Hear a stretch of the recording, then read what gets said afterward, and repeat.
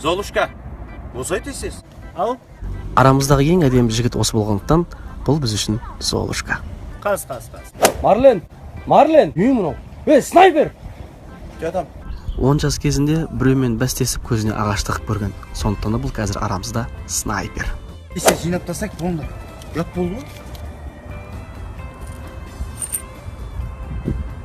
Қоспайсың ба да? Барым сол, брат, зато абдушы ғой. Бұл жігіттің лақабаты Өзбек. Артық түсіндірудің керек жоқ шығар. Давай, кеп. Бол.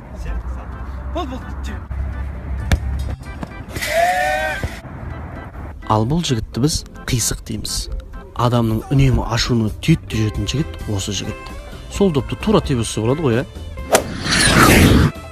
Мына жігіттің есімі Ғалымжан. Бірақ бұны барлығы Пушкин дейді. Неге Пушкин? Не үшін Пушкин? Шынымен де өзі де білмейді.